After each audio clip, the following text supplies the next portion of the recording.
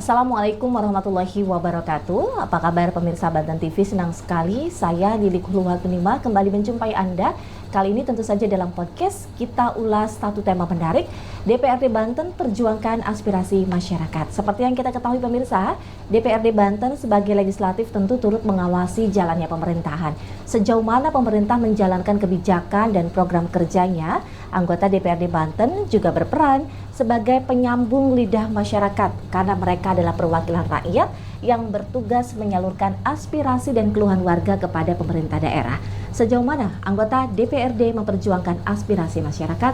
Bersama saya sudah hadir anggota Komisi 4 DPRD Provinsi Banten, Bapak Haji Nawawi Nur Hadi. Assalamualaikum Pak. Waalaikumsalam warahmatullahi wabarakatuh. Kabar baik Pak?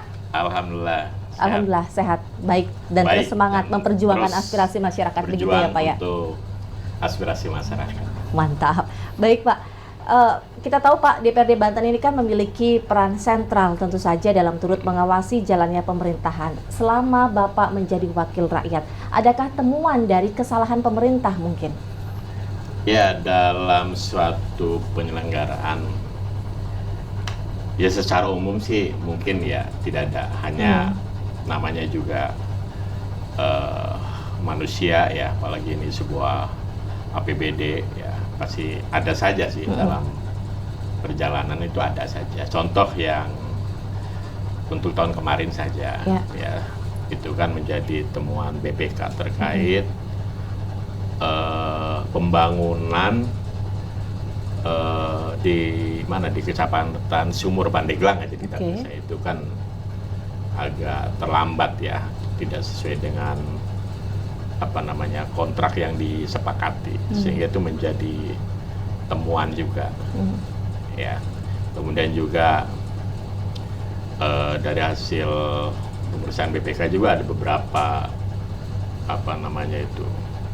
semacam retribusi ya di Dinkes itu yang harus belum di cover pakai atau di backup pakai pergub gitu, atau baiknya sih perda seperti itu. Oke, artinya memang temuan kesalahan oleh pemerintah daerah ini sebenarnya belum fatal begitu ya? Belum begitu fatal, masih bisa diperbaiki dan dibenahi.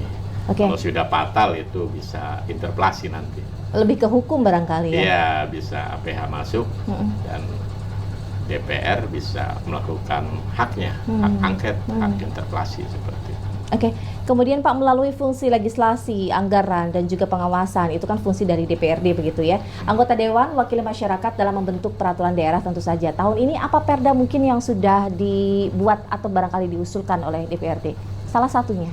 Ya, salah satunya di komisi saya sekarang lagi bahas tentang revisi perda nomor 10 tahun 2012 ya. Tentang tentang lingkungan hidup. Ya, tentang lingkungan hidup. Perlindungan dan pengelolaan lingkungan hidup. Ya. Ini yang tengah digodok begitu ya? Iya, karena kita tahu saat ini kan isunya isu terkait limbah masyarakat, limbah rumah tangga, limbah industri, kemudian juga limbah medis. Terlebih kan saat ini yang menjadi isu nasional terkait limbah radioaktif juga di Kecamatan Cikande, itu kan menjadi persoalan serius ya, yang harus diperhatikan dan ya harus dipikirkan bersama-sama supaya ke depan tidak terjadi lagi hal-hal semacam itu ya. Menurut Bapak, mengapa perda itu harus direvisi sesegera mungkin? Ya, karena kita menjawab hal-hal yang hal-hal kekinian ya. Ya seperti tiba-tiba ada limbah radioaktif yang menjadi isu nasional, kemudian juga ada limbah-limbah yang terutama limbah medis ya. Itu juga kalau tidak dikelola dengan baik kan itu bisa berbahaya juga untuk kesehatan masyarakat. Seperti itu. Inilah fungsi dari merevisi perda tersebut ya, gitu ya. Ya, salah satunya itu. Kira-kira kapan ini akan rampung revisi dari perda ini, Pak? Kita upayakan ya mudah-mudahan tahun ini bisa selesai ya. Tapi yang jelas kita bagaimana perda ini kita buat tidak mau tergesa-gesa juga. Yang penting, yang paling utama adalah kualitas dari Isi perda. perdanya. Ya, isi perda itu. Baik, secara umum Pak, bagaimana Bapak melihat urgensi kebijakan pemerintah yang harus dijalankan segera untuk kesejahteraan masyarakat saat ini secara umum? Paling tidak, karena ini pemerintahan baru ya, paling tidak terkait visi misi gubernur itu, ya, bagaimana membangun Banten ini adil dan merata dan bebas korupsi ya. Ya, itu yang ditekankan, bebas korupsi. Nah, bebas korupsi, adil dan merata juga. Oke, baik. Ya, itu juga tidak kalah penting. Nah, apalagi kebetulan saya di Dapil Pandeglang ya, yang notabene kan Dapil Selatan banyak masyarakat yang belum tersentuh dengan infrastruktur, pendidikan maupun kesehatan. Ya, boleh dikata wilayah selatan itu termarginalkan lah. Nah, itu sampai bagaimana? Saat ini, Pak? Sampai saat ini, makanya bagaimana caranya tidak ada disparitas ya antara utara dan selatan ini. Artinya Bapak merasakan belum merata boleh di seluruh dikatakan wilayah Banten? Belum, terutama di wilayah selatan ya, karena masih banyak infrastruktur jalan yang rusak, ya kan, yang mungkin sama sekali belum dibangun ya. Kemudian juga akses pendidikan ya yang masih mungkin berbeda lah dengan wilayah-wilayah perkotaan atau wilayah utara. Seperti itu. Mengapa Kabupaten Pandeglang sendiri belum tersentuh, Pak? Mungkin pertama dari sisi geografis ya, mungkin Pandeglang terlalu jauh, luas dan ya, jauh. Jauh itu relatif. Dari pusat kota Pemprov Banten begitu. Nah, itu. Mungkin karena wilayahnya terlalu luas dan jauh dari pusat pemerintahan bisa jadi. Tapi saya yakin kalau pemerintah provinsi ini punya keinginan ya untuk membangun Banten Selatan, khususnya Pandeglang Lebak, insya Allah lah itu bisa tertangani. Saya yakin itu. Kemudian Pak, anggota DPRD juga kan harus aktif menyerap dan menyampaikan informasi mengenai peraturan daerah barangkali. Sejauh ini, apakah Bapak juga turut mensosialisasikan sejumlah peraturan daerah ke masyarakat?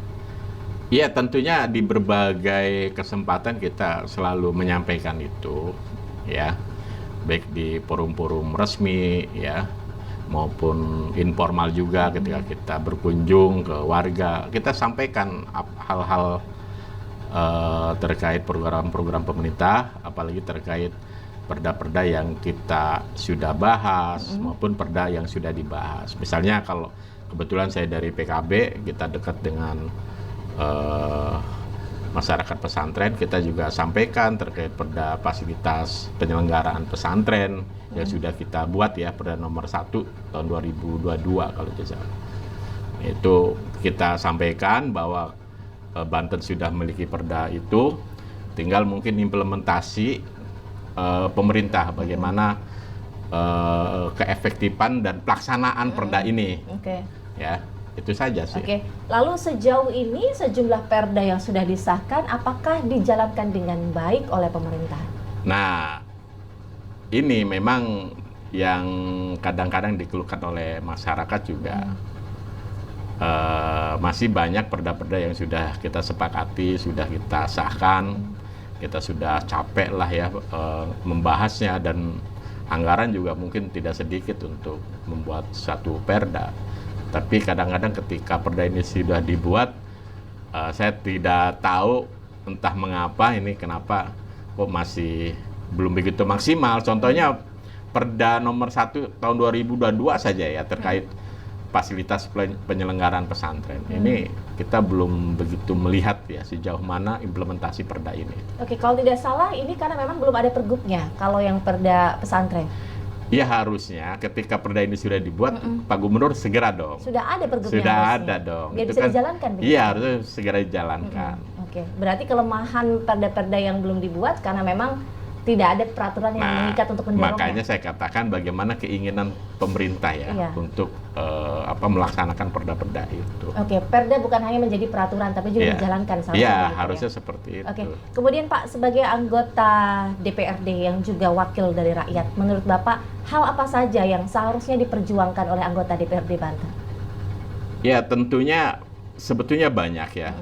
Tapi yang paling penting adalah hal-hal kebutuhan dasar aja dulu, ya. seperti infrastruktur, pendidikan, dan kesehatan masyarakat. Itu yang paling penting aja dulu, ya. Itu juga yang selalu kita suarakan, ya, pemerintah. Bagaimana infrastruktur di Banten ini semua tercukupi, ya, fasilitasnya baik, bagus, walaupun kalau kewenangan provinsi itu untuk jalan provinsi sudah bagus, sudah oke lah ya. Tapi di beberapa wilayah, khususnya di dapil saya itu masih banyak ya jalan-jalan yang rusak, yang harus dibenahi seperti itu. Tapi kalau berkaca dari infrastruktur, kan ada program yang namanya Bank Andra yang menjangkau langsung desa, begitu Pak ya? Ya. Bagaimana Bapak melihat program infrastruktur Bank Andra ini dijalankan? Nah, ini juga sesuatu hal yang positif yang perlu disambut dengan baik ya, terutama masyarakat Pandeglang. Makanya ketika ada program ini saya sangat gembira ya. Nah, tinggal mudah-mudahan tentunya program ini perlu diperluas lagi, perlu anggarannya, backup anggarannya juga harus lebih besar lagi supaya ada percepatan pembangunan infrastruktur yang ada di pedesaan di Kabupaten Pandeglang seperti itu. Dan itu sudah dimulai kalau tidak sudah salah, dimulai tahun ini ya. Syukur alhamdulillah anggarannya lebih dari 100 miliar lebih ya. 180 apa berapa kalau tidak salah. Nah, mudah-mudahan 2026 ini bisa ditambah lagi supaya masyarakat kita cepat ya. Persoalan infrastruktur ini cepat ditangani ya, sebagai kebutuhan dasar masyarakat. Baik, kita tahu Pak, selama ini juga kan ada reses dari anggota DPRD Provinsi Banten di dapilnya masing-masing begitu. Kalau menurut Bapak sendiri, apakah sejauh ini reses itu efektif? Saya rasa masih relevan dan masih efektif ya terkait reses, karena pertama itu sebagai ajang silaturahmi ya, anggota dewan ke masyarakat atau ke konstituen juga. Yang kedua tentunya kita juga punya kewajiban bagaimana menyerap ya, mendengarkan masukan-masukan, aspirasi-aspirasi masyarakat yang ini tentunya harus kita sampaikan ke pemerintah daerah ya, dalam hal ini Pemprov Banten atau Gubernur ya. Karena bagaimanapun juga ini penting ya, kalau kita kan langsung turun ke masyarakat ya. Betul. Langsung tahu apa yang dikeluhkan masyarakat. Apa yang menjadi keluhan, apa yang menjadi harapan dari mereka. Oke, dan sejauh ini di dapil Bapak sendiri Kabupaten Pandeglang, apa yang paling banyak dikeluhkan oleh masyarakat di sana, Pak? Masih persoalannya masih sama terkait infrastruktur, itu yang paling nomor satu infrastruktur. Nomor satu infrastruktur, kedua kesehatan dan pendidikan. Masih itu. Mengapa infrastruktur menjadi penting bagi kebutuhan masyarakat, Pak?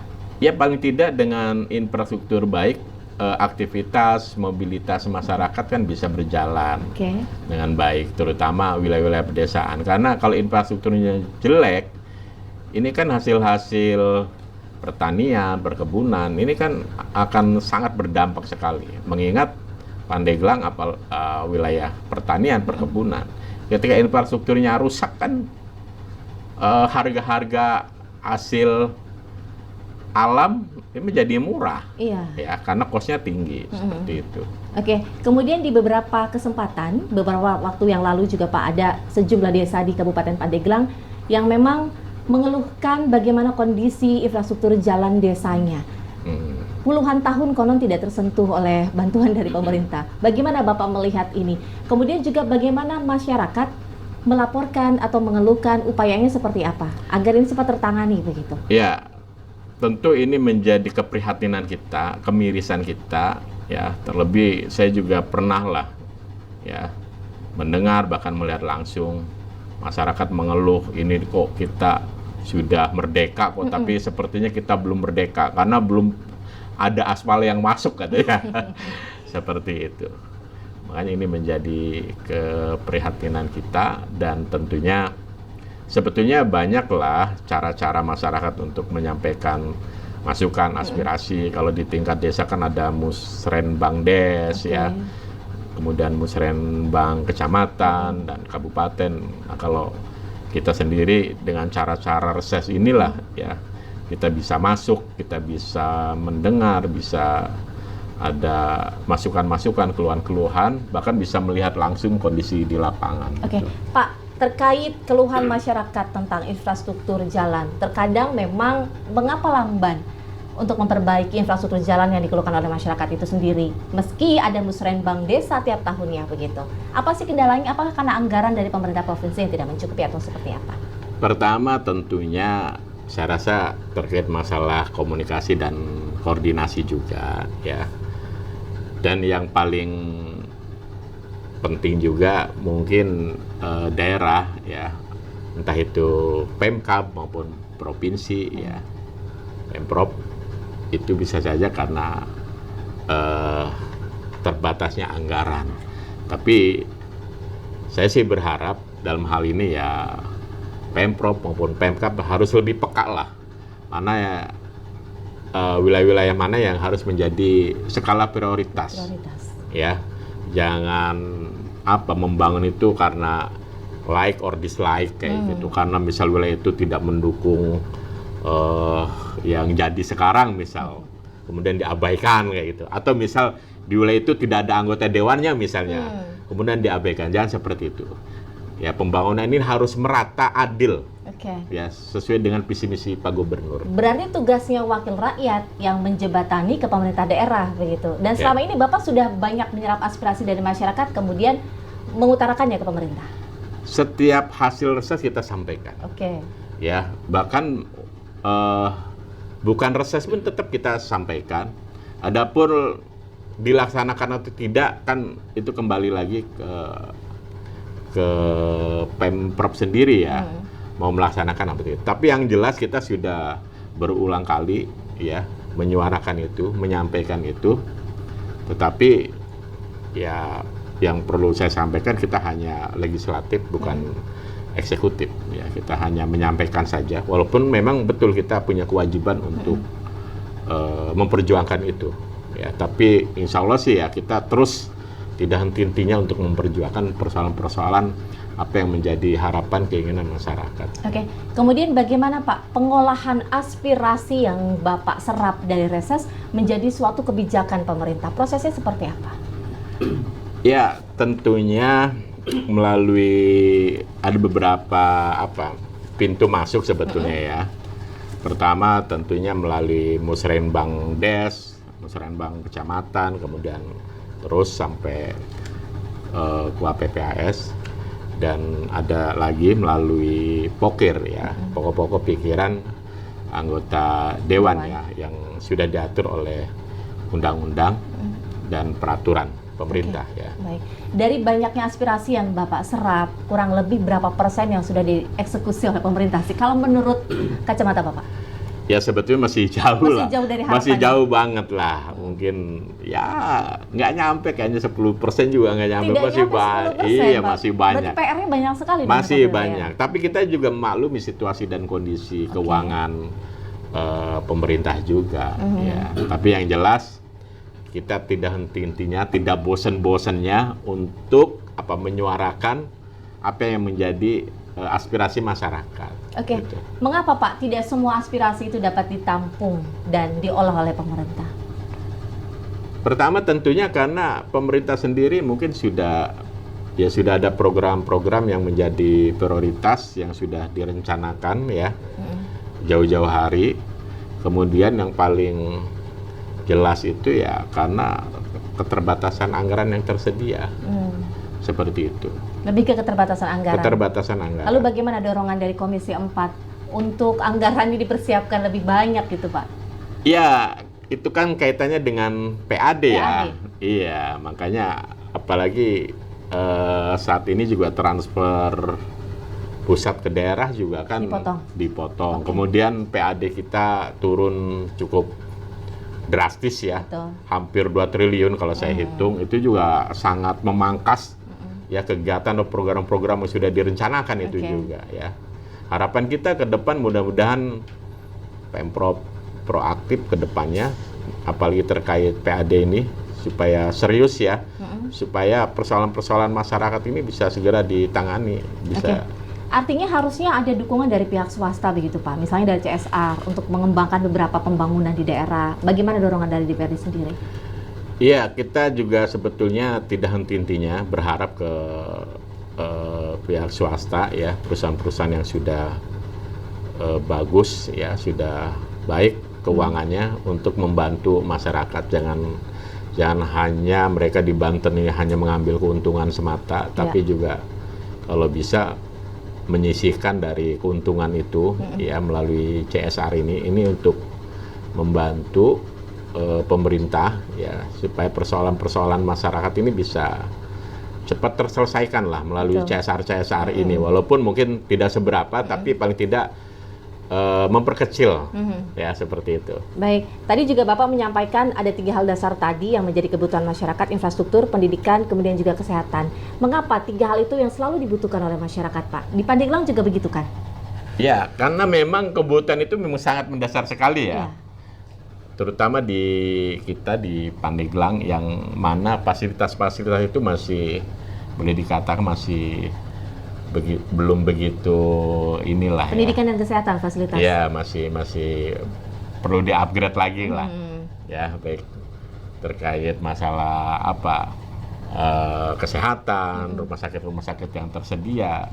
Kalaupun tersedia, bagaimana kualitas dokternya, bagaimana peralatan yang ada ya. Bisa saja rumah sakitnya ada tapi dokternya nggak ada atau dokter spesialis nggak ada. Kan kita tahu juga sudah ada rumah sakit di Pandeglang begitu ya, rumah sakit ada Cilograng Labuan gitu di daerah Banten Selatan. Bagaimana Bapak melihat keberlangsungan rumah sakit ini untuk menampung kebutuhan kesehatan di masyarakat sekitar? Iya, tentunya ini kan kayak seperti rumah sakit RSUD Labuan ya. Ini kan baru beroperasi kemarin lah, belum lama.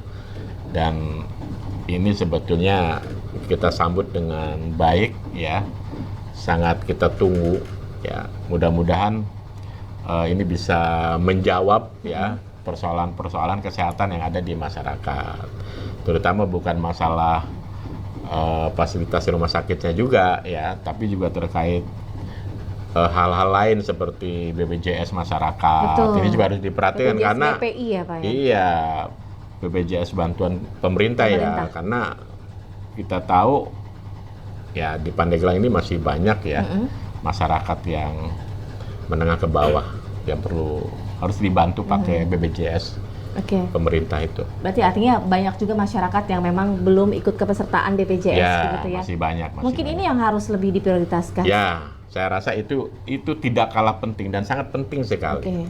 Ya, sangat penting sekali ke depannya. Mudah-mudahan terkait BPJS pemerintah ini, bantuan pemerintah ini bisa dinaikkan lagi anggarannya supaya bisa membantu masyarakat yang ada di perkampungan. Justru saya dengar beberapa bulan yang lalu justru akan dipangkas bantuan untuk masyarakat kurang mampu ini kepesertaannya. Ada efisiensi. Ya, tentu hal ini juga kita sesali ya. Harusnya jangan dipangkas lah, kalau bisa malah ditambah lagi. Supaya masyarakat kita ya, apalagi kan yang namanya musibah kan kita nggak tahu.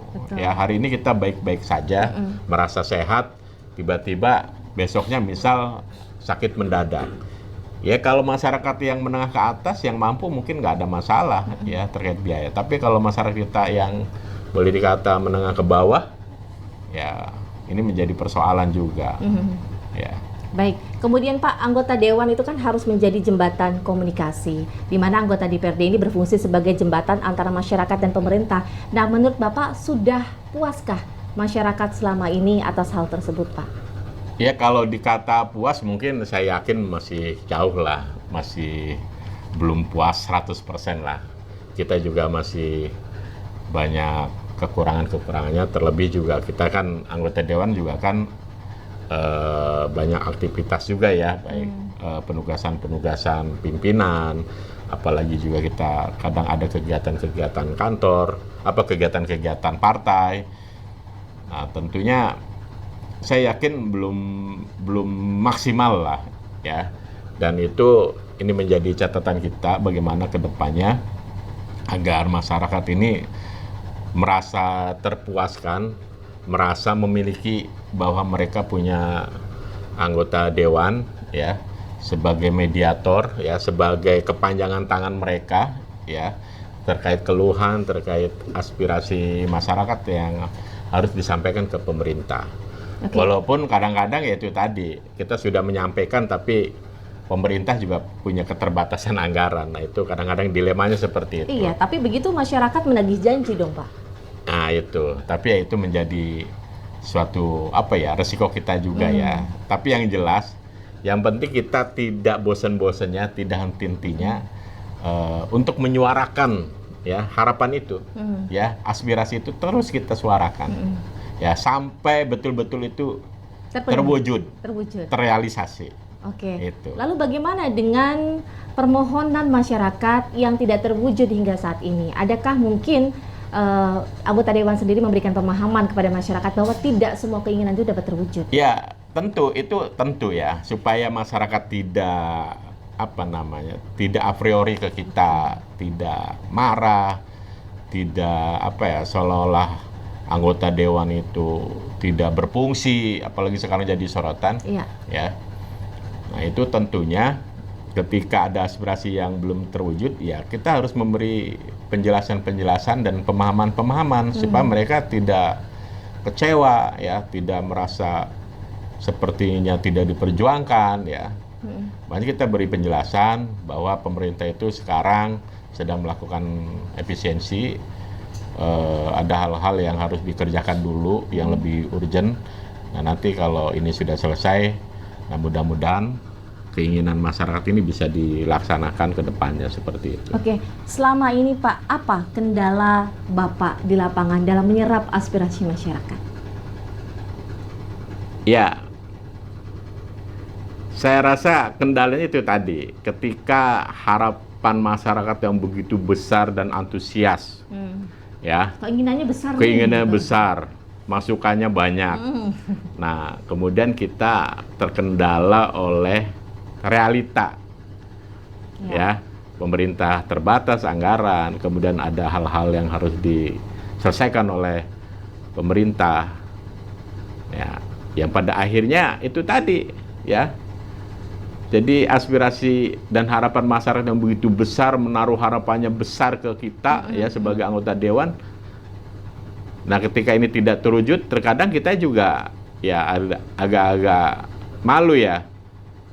Sehingga ketika kita turun lagi atau misal kita pengen menampung lagi, itu masyarakat juga kadang-kadang seolah-olah menjadi a priori lah kayak gitu.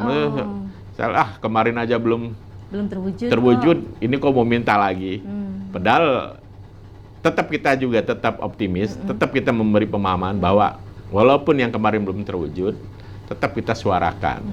Ya, tetap kita suarakan, tetap kita serap persoalan-persoalan masyarakat. Toh ini juga kita catat, kita data, kita sampaikan. Ya. Nah, mudah-mudahan ketika pemerintah sudah baik-baik saja terkait anggaran, nah mudah-mudahan ini bisa diwujudkan, ya. Entah itu bisa melalui dari Pemprov Banten, bisa saja dari APBD kabupaten, atau bisa saja dari pemerintah pusat yang bisa intervensi itu. Oke, lalu menurut Bapak tingkat kepuasan dari seorang anggota Dewan dalam melayani masyarakat itu apa, Pak? Tingkat kepuasan yang paling membahagiakan kita ketika kita menyuarakan aspirasi, ya. Ketika keluhan masyarakat kita tampung, kemudian kita sampaikan ke Pemprov Banten atau ke pemerintah, dan itu bisa diwujudkan atau direalisasikan.